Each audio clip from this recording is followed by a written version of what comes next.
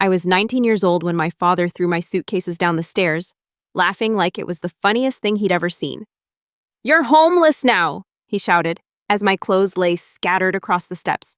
"Let's see how long you survive without my money." I stood in the cold of that November night in front of the house where I'd spent my whole life, not yet knowing that this one sentence would be the beginning of everything. Not my downfall, his. To understand why my father became like this, I have to go back. My mother died when I was 12. Cancer, fast, and merciless. She left my father a construction company that her family had built over 3 generations, and a will that clearly stated I was to inherit shares in the company when I turned 21. My father never liked that. He didn't see me as his daughter. He saw me as a ticking clock that would one day come to reclaim what he'd already come to think of as his own. 2 years after my mother's death, he remarried Denise, a woman with a clear goal and a son from a previous marriage named Curtis, who was suddenly supposed to be my big brother, even though we barely knew each other. From that moment on, everything in our house changed. I became a guest in my own home. Curtis got the new car, I got criticism. Curtis got praised for mediocrity, I was ignored for excellence. At 17, I started noticing things I didn't understand. Folders that suddenly disappeared, conversations that ended abruptly when I entered the room, an accountant who seemed more nervous every year. I was young, but not stupid. I knew that when adults start whispering, it's usually about money. The day everything came to a head was actually unremarkable. I had accidentally left an email open on the family computer, a confirmation of my legal adulthood and a reminder from my lawyer that my inheritance claims would come due in 4 years. My father found it. He came into my room, the email printed out in his hand, his face red with rage. "You think you're getting something from me?" he asked. I told him it wasn't his money. It was my mother's inheritance. That was the moment he decided I had to go, before I got old enough to actually claim anything. He didn't wait long.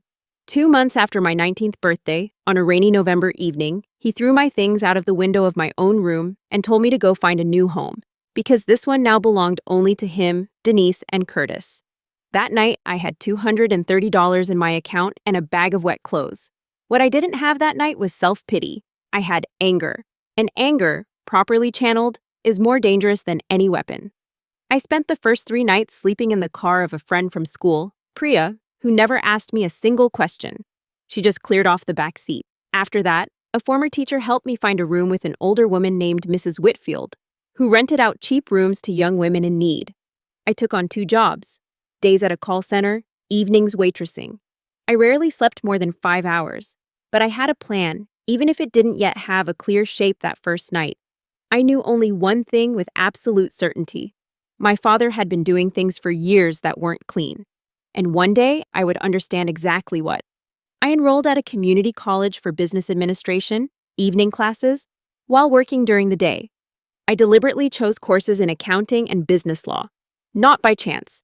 I wanted to learn the language in which my father lied. 2 years later, I got an internship at a small accounting firm. The pay was meager, but the access to knowledge was priceless.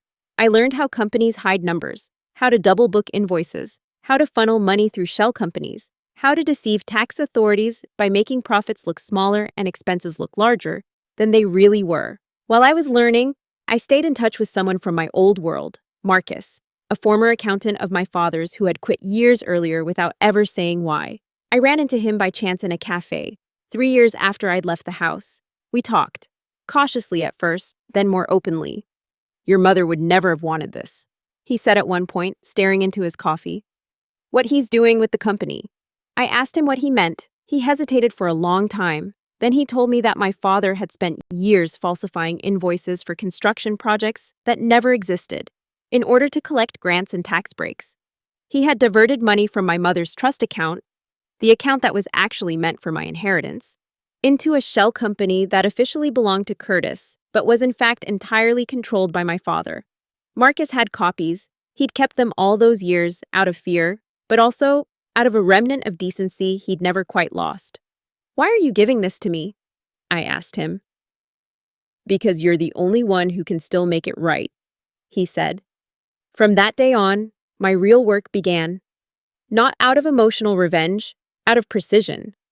I knew that a single accusation was worth nothing against a man who'd spent 20 years knowing exactly how to pay lawyers and maintain relationships.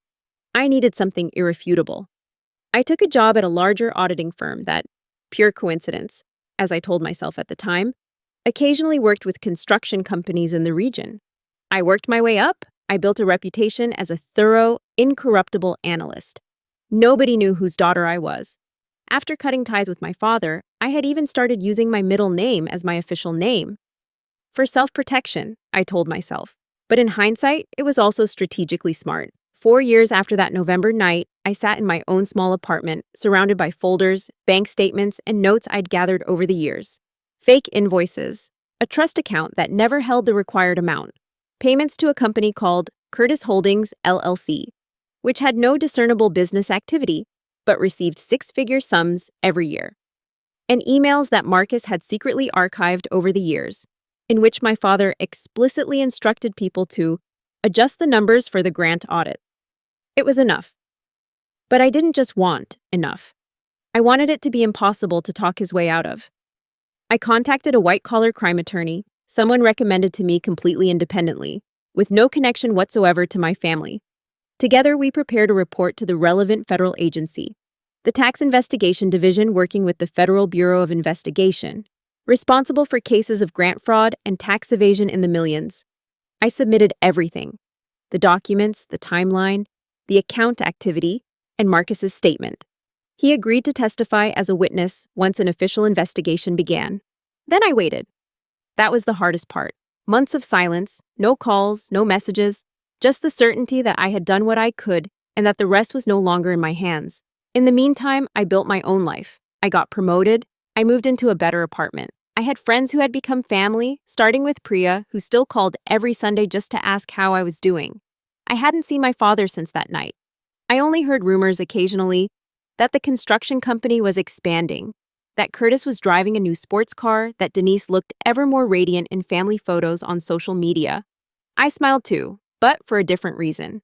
10 months after I filed my report, I got a call from my lawyer. His voice was calm, almost carefully cheerful. "They've opened an investigation," he said. "A big one."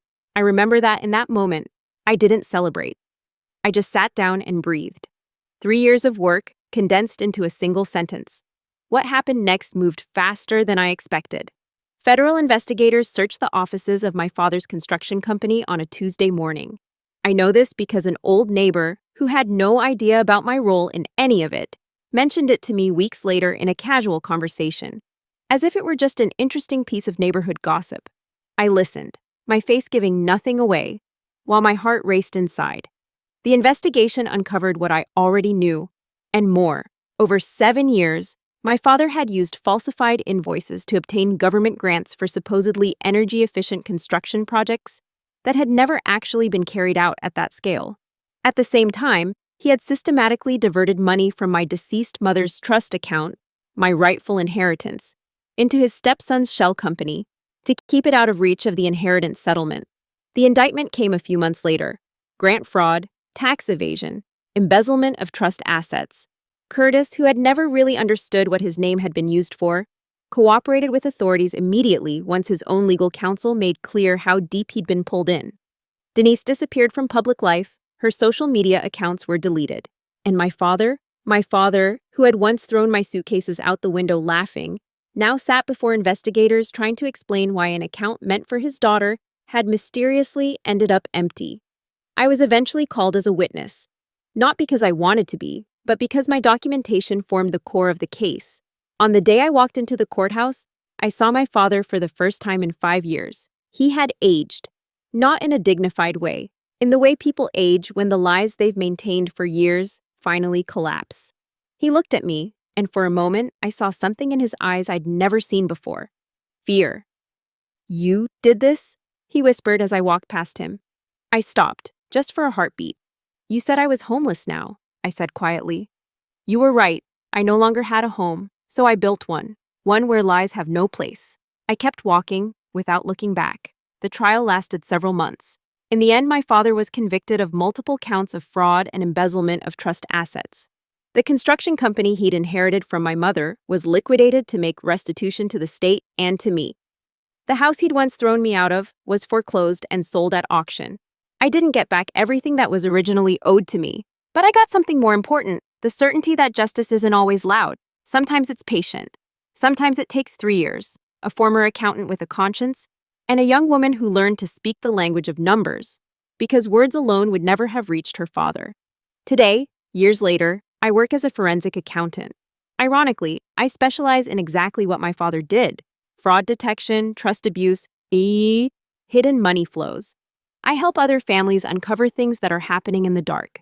Sometimes I see the same anger in my clients' eyes that I felt on that rainy November night. I tell them the same thing I told myself. Revenge born of anger burns itself up, but justice born of patience only burns what was already destined to fall. My father wrote me a single letter from prison. I never opened it. Some doors don't need to be opened again once you've finally found a home of your own.